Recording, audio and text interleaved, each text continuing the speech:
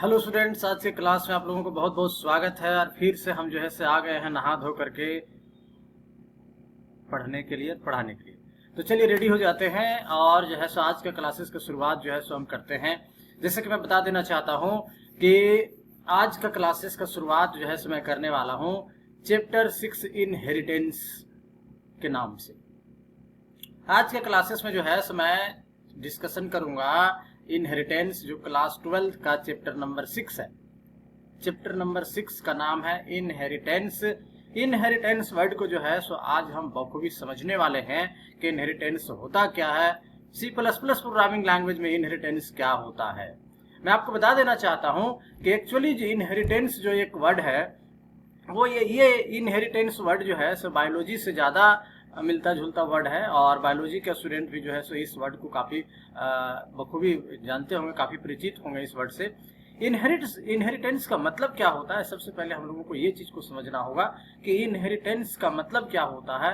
Inheritance ये जो शब्द है, इनहेरिटेंस शब्द का मतलब क्या होता है, ठीक है। और C plus plus programming language में इनहेरिटेंस शब्द का इस्तेमाल क्यों हुआ है, इनहेरिटेंस का जरूरत जो है C plus plus programming language में क्यों जरूरत पड़ा। खैर, इसके पहले का सी प्लस प्लस का क्लासेस जब मेरा चल रहा था तो इस वर्ड को हम पहले डिस्कशन कर चुके हैं कि सी प्लस प्लस में inheritance object oriented programming language का एक फीचर्स है, ठीक है। उप्स कॉन्सेप्ट मेरा चैप्टर चल रहा था जिसका नाम है चैप्टर नंबर 2 उप्स कॉन्सेप्ट।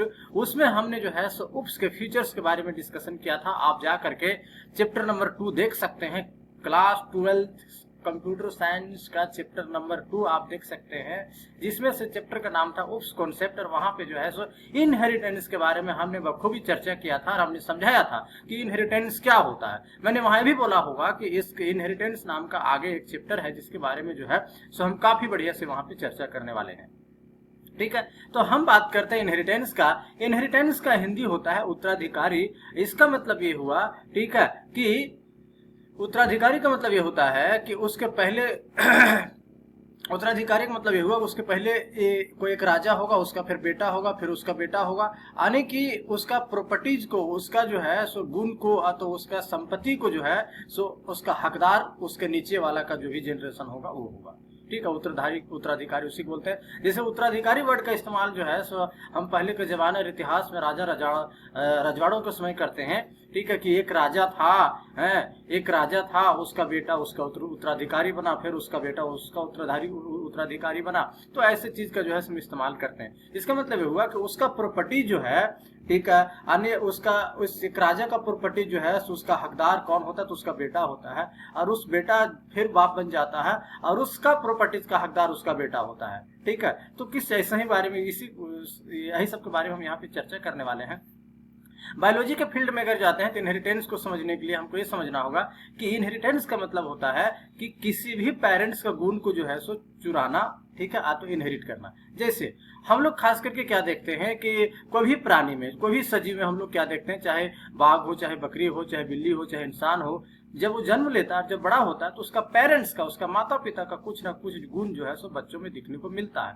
यानी कि माता पिता का गुण किस में आ गया, बच्चों में आ गया। यानी बच्चा क्या किया, उस माता पिता से कुछ गुण को इनहेरिट किया है, कुछ उस गुण को चुराया है, कुछ उस गुण को आपको उसके अंदर है, ठीक है। हम लोग अक्सर देखते हैं कि हम लोगों का चेहरा, फेस कटिंग, चाहे काले हो, दिल वाले हो, जो भी हो, ठीक है, हम लोगों का जो है सो ये सारी चीजें पेरेंट्स से मिलता है। पेरेंट्स का जो है सो गुण हम लोगों में पाया जाता है, उसका फेस कटिंग, उसका कलर, ठीक है, वगैरह वगैरह बहुत सारी चीजें हैं जो एक बच्चे में पाया जाता है। तो वो बच्चा जो है अपने पेरेंट्स से एक तरह से प्रॉपर्टी इनहेरिट कर रहा है, प्रॉपर्टी गेन कर रहा है, ठीक है। यानी जो प्रॉपर्टी माता पिता के पास, जो प्रॉपर्टी पेरेंट्स के पास था, वो जो है सो बच्चों में दिखता है। तो एक इनहेरिटेंस हुआ। क्या हुआ कि उसका गुण जो है उसके नीचे वाले जो है सो जनरेशन है उसमें दिखता है, ठीक है।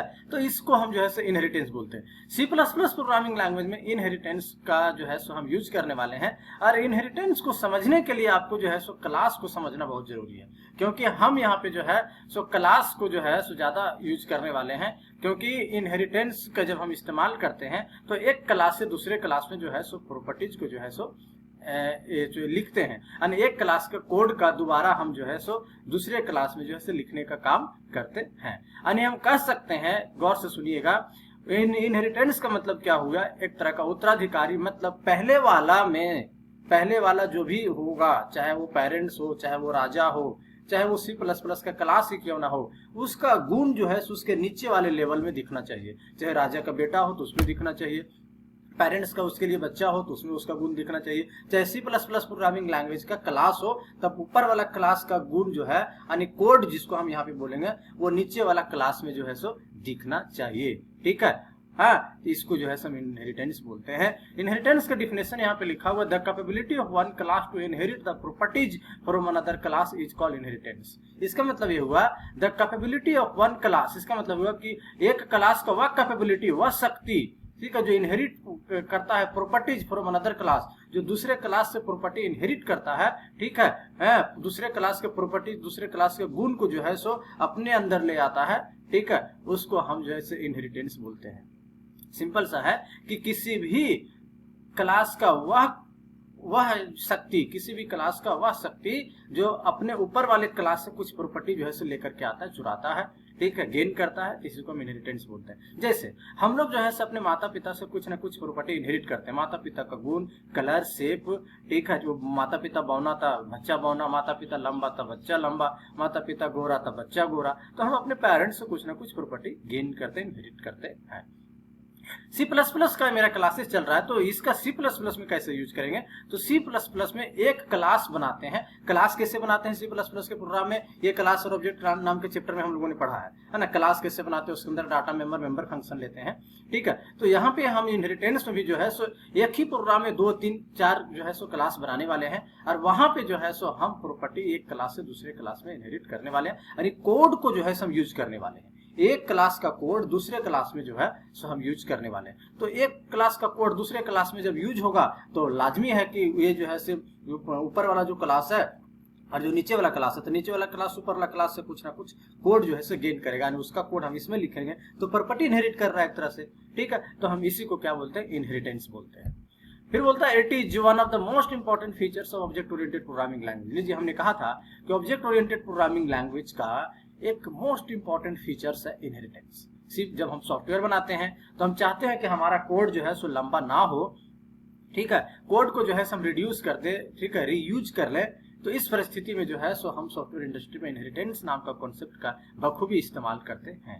यानी सॉफ्टवेयर इंजीनियर जब सॉफ्टवेयर बनाता है तो कोड को कम से कम कोड में जो है सॉफ्टवेयर बन जाए, इस चीज को अगर जो है सो ध्यान में रखना है तो इनहेरिटेंस नाम का कॉन्सेप्ट जो है सो उनको आना चाहिए। क्योंकि एक क्लास का कोड हम जब दूसरे क्लास में लिखते हैं ना, ठीक है, तो एक्स्ट्रा कोड लिखने की जरूरत नहीं पड़ता है, तो धीरे धीरे कोड जो है रिड्यूस हो जाता है, कोड जो है कम कोड में सॉफ्टवेयर बन जाता है, ठीक है। तो इस परिस्थिति में जो है सो हम जो है सो इनहेरिटेंस का इस्तेमाल करते हैं। एक यहाँ पे डायग्राम के माध्यम से हम आपको समझाना चाहते हैं, ठीक है। एक देखिए, पेरेंट्स और चाइल्ड है, पेरेंट्स से चाइल्ड कुछ प्रॉपर्टी इनहेरिट कर रहा, गेन कर रहा है, तो आपका हुआ रियल टाइम एग्जांपल इनहेरिटेंस का। C++ के भाषा में अगर हम बात करें तो C++ के भाषा में अगर हम बात करें तो समझिए कि ऊपर में जो है कोई एक क्लास है और नीचे भी एक क्लास है। तो ऊपर वाला क्लास को हम बेस क्लास बोलते हैं और नीचे वाला क्लास को हम ड्राइव क्लास बोलते हैं। यानी कि जो प्रॉपर्टी त्याग दे रहा है, जिससे प्रॉपर्टी लिया जा रहा है, ऐसा बोलिए, जो प्रॉपर्टी त्याग, जैसे हमारे माता पिता जो है हमारे लिए एक तरह से प्रॉपर्टी त्याग दिए, या तो दूसरे भाषा में ऐसे बोल सकते हैं कि हम अपने माता पिता से प्रॉपर्टी लिए हैं। तो जो ऊपर वाले होते हैं, ठीक है, उनको हम बेस क्लास बोलते हैं, और जो नीचे वाले होते हैं उनको जो है हम ड्राइव क्लास बोलते हैं। जो प्रॉपर्टी गेन करता है, यानी हम लोग अपने माता पिता से प्रॉपर्टी गेन करते हैं, तो माता पिता हो गए बेस क्लास और हम हो गए ड्राइव क्लास, ठीक है। तो जब हम यहाँ पे क्लास बनाएंगे C++ के प्रोग्राम में, तो ऊपर वाला क्लास को जो है सब बेस क्लास बोलेंगे और नीचे वाला क्लास को हम ड्राइव क्लास बोलेंगे। ऊपर वाला क्लास का कोड जो है सब नीचे वाला क्लास में लिखेंगे, इनहेरिट करेंगे। तो ऐसा हम लोग जो है आगे प्रोग्राम देखने वाले हैं। तो ये C++ का एग्जाम्पल हुआ, ठीक है। तो इनहेरिटेंस को समझने के लिए ज्यादा लफड़ा लेने की, ज्यादा टेंशन लेने की जरूरत नहीं है। इनहेरिटेंस का मतलब हुआ, इस शब्द को सबसे पहले आपको समझना होगा। इनहेरिटेंस का मतलब ये हुआ कि एक क्लास दूसरे क्लास से प्रॉपर्टी इनहेरिट करता है, ठीक है। यानी कि एक क्लास जो है वो दूसरे ऊपर वाले क्लास से कुछ कोड जो है सो चुराता है, कुछ कोड को गेन करता है, ठीक है। रियल टाइम भाषा में बात करें तो हमने एग्जाम्पल अभी जो है 2-3 एग्जाम्पल हमने दिया, ठीक। अब इनहेरिटेंस जो है वो 2 रूप में काम करता है। इनहेरिटेंस के बारे में जब भी हम चर्चा करेंगे तो इनहेरिटेंस जब भी काम करेगा तो 2 रूप में काम करता है, ठीक है। यहाँ पे एक बेस होना चाहिए और एक जो है से ड्राइव होना चाहिए, यानी जो प्रॉपर्टी त्याग रहा है वो भी होना चाहिए और जो प्रॉपर्टी ले रहा है वो भी होना चाहिए, तब ना जो है से हम जो है से दो चीजों पे फोकस कर सकेंगे। क्योंकि जो क्लास हम सपोज बनाए हैं, या तो पेरेंट्स हैं, उनका प्रॉपर्टी को लेने वाला है ही नहीं, उनका बाल बच्चा ही नहीं है, ठीक है, तो वो अपना वो इनहेरिटेंस वहां हुआ नहीं। तो इनहेरिटेंस के लिए जो है सो दो चीज होना जरूरी है, यानी कि इनहेरिटेंस जो है सो दो रूप में काम करता है, बेस क्लास के रूप में और ड्राइव क्लास के रूप में। तो ये बेस क्लास और ड्राइव क्लास किसको बोलते हैं, थोड़ा सा डिफिनेशन इसका देख लेते हैं। बेस क्लास का मतलब हुआ the class whose property are inherited by derived class called base class. बोलता है कि बेस क्लास वो क्लास है, ठीक है, जिसका प्रॉपर्टी जो है सो ड्राइव क्लास इनहेरिट कर लेता है, ठीक है। बेस क्लास उस क्लास को बोलते हैं जिसका प्रॉपर्टीज ड्राइव क्लास इनहेरिट कर लेता है। मतलब बेस क्लास यानी कि एक तरह से पेरेंट्स और ड्राइव क्लास एक तरह से चाइल्ड, ठीक है। तो जो ड्राइव क्लास होता है ना वो बेस क्लास से प्रॉपर्टी को इनहेरिट कर लेता है। तो वैसा क्लास जो प्रॉपर्टी को, ऐसा बोल सकते हैं कि वैसा क्लास जो प्रॉपर्टी को त्याग देता है, ठीक है, उसको हम बेस क्लास बोलते हैं, ठीक है। It is also called super class and parents class. Base class को जो है सो हम सुपर क्लास और पेरेंट्स क्लास भी बोलते हैं, ठीक है। तो ये याद रखिएगा, पेरेंट्स वाला आपको ज्यादा याद रहेगा। उसके बाद है ड्राइव क्लास। बोलता है कि the class that inherits properties from another class is called drive class.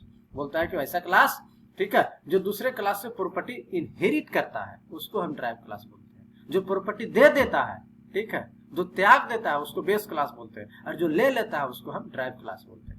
Drive class को जो है से हम सब क्लास और जो है सो हम चाइल्ड क्लास भी बोलते हैं, ठीक है। तो ये तीन नाम है, बेस क्लास बोलिए, सुपर क्लास बोलिए, या तो पेरेंट्स क्लास बोलिए, ठीक है। ड्राइव क्लास को ड्राइव क्लास बोलिए, या तो सब क्लास बोलिए, या तो चाइल्ड क्लास बोलिए, तीन चीजें बात है। तो आपको ऐसा हो सकता है याद रहेगा, parents class child class, parents class child class, आप ऐसा याद रख सकते हैं, क्योंकि आपको पता होगा पेरेंट्स वो ऊपर वाले, नीचे वाले आपका चाइल्ड हो जाएगा, ठीक है।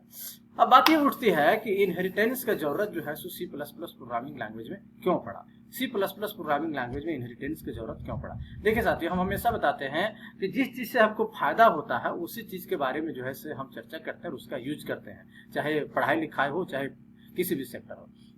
इनहेरिटेंस के लिए कुछ तो वजह होगा, इनहेरिटेंस का कुछ तो जरूरत होगा जिसका यूज हम जो है C++ प्रोग्रामिंग लैंग्वेज में किए हैं।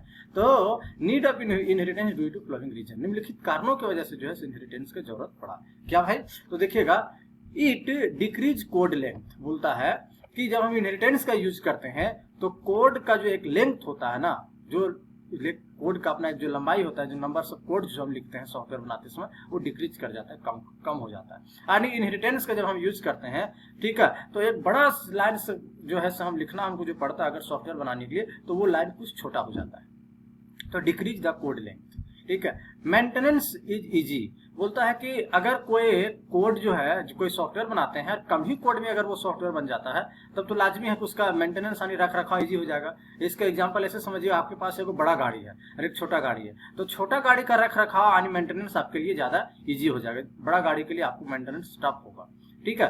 तो अगर जो है हम सॉफ्टवेयर बनाते हैं, कम कोड में जो है सॉफ्टवेयर बन जाता है, तो उसका मेंटेनेंस करना आसान होता है, ठीक है। उसके बाद है डिबगिंग इजी। डिबगिंग का मतलब होता है सॉफ्टवेयर से एरर को रिमूव करना। जैसा कि हम लोग जानते हैं कि जब C++ का प्रोग्राम करते हैं तो हम लोगों से गलतियां हो जाती है, तो उस प्रोग्राम में गलती होता है, तो उस प्रोग्राम में गलती को जो है से आने की एरर को रिमूव करने के लिए जो है सो हमको डिबगिंग करना होता है। डिबगिंग एक प्रोसेस है जिसमें क्या होता है कि जो नंबर्स ऑफ कोड लिखा हुआ होता है सॉफ्टवेयर का, उसमें कहाँ कहाँ एरर है उस चीज को हम फाइंड कर पाते हैं, ठीक है, रिमूव कर पाते हैं, ठीक है। उसके बाद है डिक्रीज कॉस्ट एंड टाइम। वो लाजमी है कि जब कोई चीज जो है सो एक छोटा समय बन जाएगा तो उसका मेंटेनेंस इजी हो जाएगा, उसमें अंदर जो है एरर फाइंड करना आसान हो जाएगा। तो जब छोटा हो जाएगा तो फिर उसका कॉस्ट और टाइम भी कम लगेगा, यानी छोटा चीज को जो है सो जब हम बनाते हैं तो उसमें टाइम भी कम लगेगा, और जो चीज में टाइम कम लगता है तो उसका लाजमी है कॉस्ट भी जो है सो कम पड़ता है।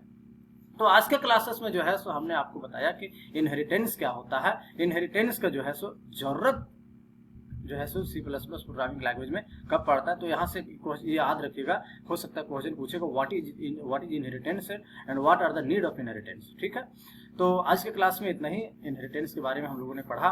मेरा चैनल को अभी तक सब्सक्राइब नहीं किए हैं तो सब्सक्राइब कर दीजिए, ठीक है। और इसका नेक्स्ट वीडियो मेरा बनेगा टाइप्स ऑफ इनहेरिटेंस के बारे में, कि इनहेरिटेंस का जो है कितना प्रकार होता है। चलिए मिलते हैं नेक्स्ट वीडियो में, बाय बाय। जब तक चैनल को जरूर सब्सक्राइब कर देना, ठीक है।